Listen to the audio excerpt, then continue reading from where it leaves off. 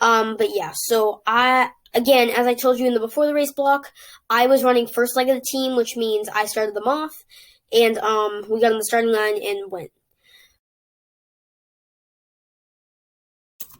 Hey, what's up, guys? And welcome back to the video. So before we jump into today's video, I would just like to say, I hope you enjoyed the video from 2 weeks ago of the GBTC XC invite. If you guys haven't seen that one, I'll link it down in the description below.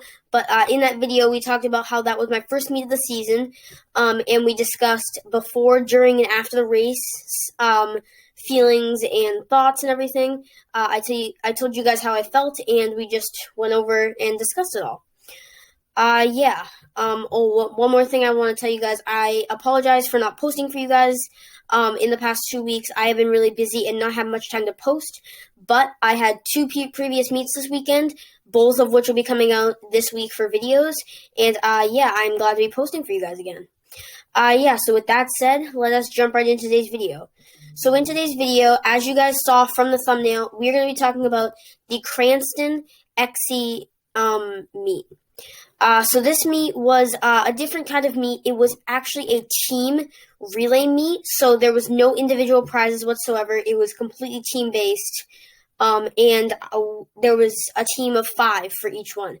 So for Greater Lowell, we had a mixed team of boys and girls, and we had a full boys team. I was on the boys team, and we will discuss what happened during the race in this video. But yeah, so the race went good. Everyone did a great job, and yeah, so that's probably all I have to say for this introduction, and let's jump right into today's video. Alright guys, in this first block of the video, we're going to be talking about what happened before the race. So before the race, obviously we had to get up, eat breakfast, get dressed, get out of the house, and drive down to Rhode Island. It was about an hour and 20-minute drive, so it wasn't so super close, but it wasn't super far away. We got there by about 7:30, and once everyone got there, we took a course walk, and then we warmed up. After the warm-ups, we kind of just sat around for a while. The mixed team went and did their relay, and then eventually we went to do ours. So during the race, before the race, it was a matter of basically just like discussing what legs we were on, getting the entire team together, knowing what the order was. I was on first leg, so I led them off.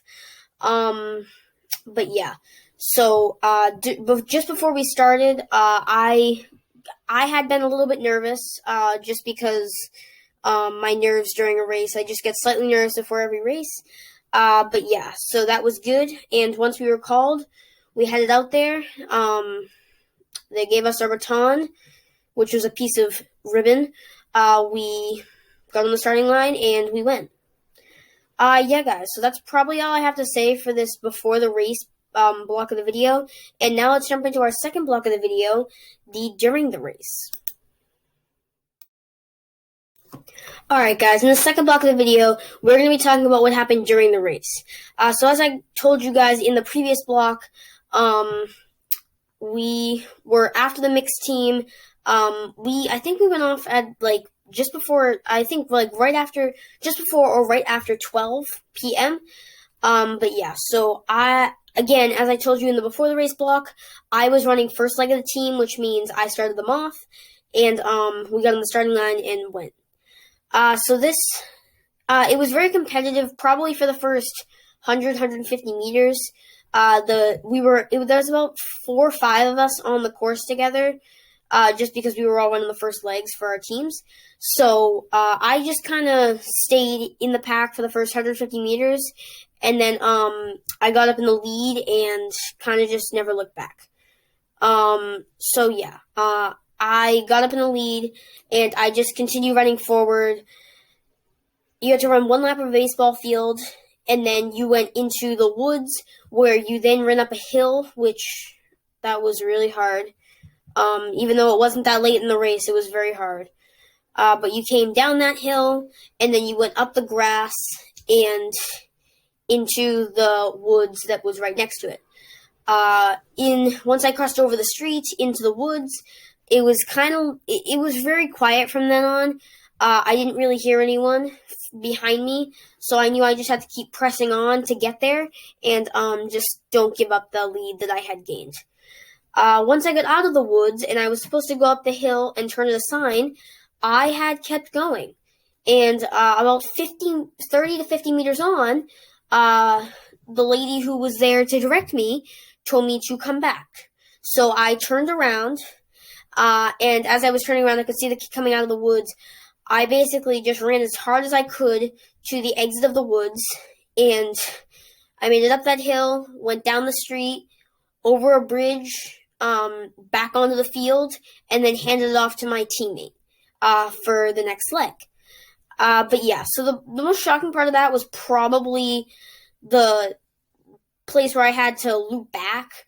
A lot of people were saying to me after the race, and we'll get more into detail in the next block, like they were going to yell to me, but like they weren't close enough and I wouldn't hear them. So they were just interested why I turned that way. Yeah. So that's probably all I have to say for this during the race block. And now let's move on to our final block of the video, the after the race. Alright guys, in this final block of the video, we're going to be talking about what happened after the race. So after the race, or after my leg, I cheered on all my teammates as they started to run their legs,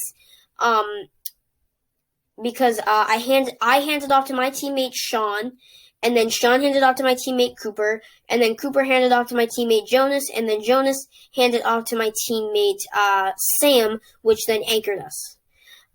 So after the race, we finally figured out we had won. We knew after Sam had crossed the finish line that we had won. Sam had sprinted to the chute, and yeah, all that. So after the race, we found out that 3 of our teammates, including me, so 2 others, had all gotten lost or took a wrong turn. I was glad to hear that I wasn't the only one, but again, lessons were learned in the fact that we had some problems, and the course was well marked. I just think we didn't understand some stuff. But yeah, so after the race, we celebrated with each other, took some pictures, said goodbye, basically, and went home. Later that day, we had figured out that they were going to announce the winners or the top finishers in the age groups, and we had left, and everyone except Cooper had left. Nobody knew that was going to happen, so my coach didn't tell us to stay, and we didn't stay. But yeah, so that was fine. Yeah, guys, so that's probably going to do it up for this last block of the video, and that's probably going to do it up for this video. Alright guys, and I hope you enjoyed today's video. I hope you enjoyed listening to me talk about what happened before, during, and after the race. I hope you enjoyed just me discussing it with you and telling you how I felt. Actually, I didn't tell you how I felt during the race. During the race, it was hard. I had felt a lot of buildup of lactic acid in my legs, but I think that was just because of the grass, the hills, the dirt, all that kind of stuff. But yeah, so that's probably all I have to say for that. After the race, I was tired, but once again, that was just for like the first 5 minutes, and then I got over that. Yeah, guys, so that's probably going to do it for this video. Stick around for today's quote. I guarantee you guys are going to like it, as always. And, yeah. That's probably going to do it for today's video, and I will see you guys in the next video. Peace out.